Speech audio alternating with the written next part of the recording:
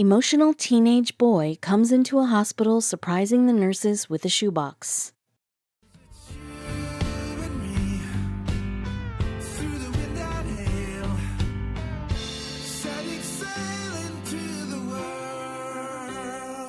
But before we start, please take a moment to give this video a like, subscribe, and hit the bell so you'll never miss these great stories. Jeannie Joseph is a neonatal nurse who has worked for over 20 years. She has had her fair share of remarkable childbirth stories to fill your ears with. 14 years ago, she herself played a major role in a story of her own that has now become huge. It all started with a shoebox. Jeannie works at the Swedish-American Hospital in Rockford, Illinois.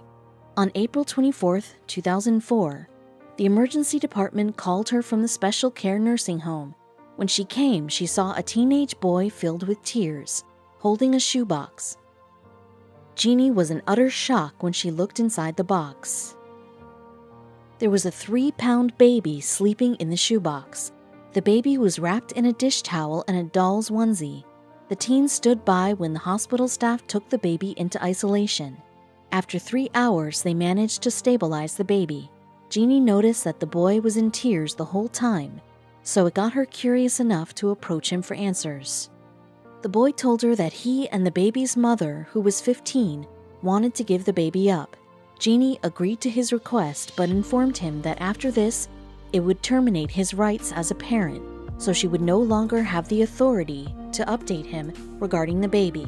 She gave him 2 parental bracelets and time to think things over. The couple came to see their baby at the hospital. Cherish Kotessel, the mother, was clearly saddened, keeping her head down. Jeannie gave a hand and told her, "You know that you saved his life, right? I don't want you to hang your head.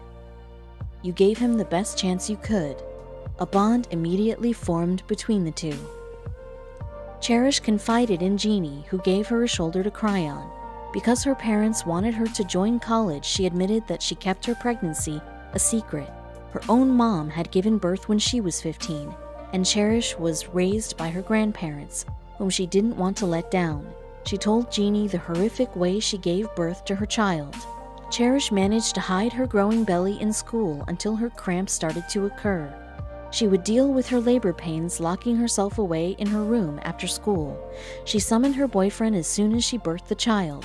The boy climbed a ladder to get to her bedroom. After feeling helpless and scared, he came and brought the baby to the hospital, leaving an explanation before going away. The teen parents laid the baby in a shoebox with a Winnie the Pooh doll.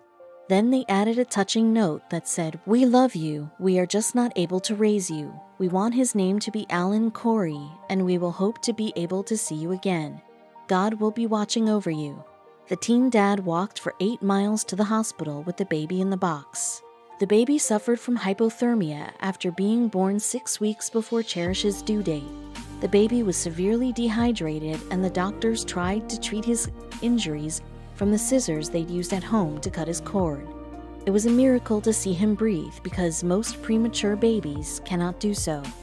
There was someone looking down on him, said the doctor who treated him, but Cherish found it impossible to give him up. Jeannie wanted Cherish to be aware of all the possibilities, including open adoption. She also wanted to inform her family. Cherish recalls, "She didn't talk to me like I was just some stupid teenager. She talked to me like I was a person." Eventually, the girl decided to tell her mom, who she expected would understand as she had experienced the same thing with Cherish. Cherish led her mother to the incubator, and she was astonished. Cherish remained speechless, waiting for Jeannie to come to the rescue. Her mom surprised her when she said that she wanted to hold the newborn. A few hours later, her grandmother arrived at the hospital.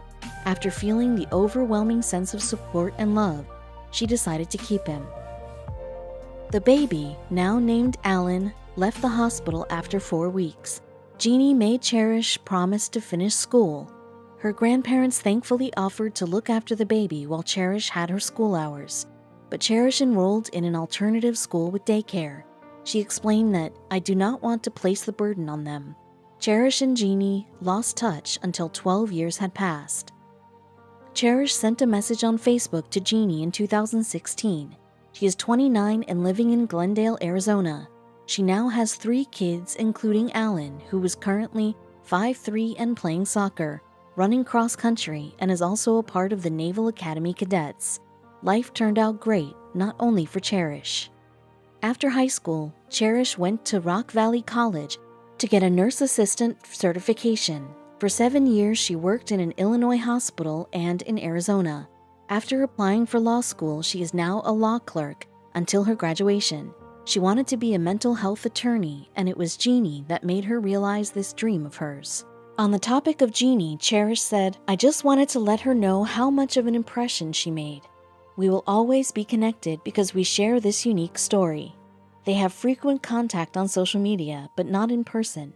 One thing Jeannie will admit is that she acknowledged the impact her empathy had on Cherish, although her other colleagues would have done the same. Jeannie said this about herself: "It just makes me think, wow, every interaction you have with anybody is so important. To be able to be in this position where I'm part of someone's story of their life, that's such an honor."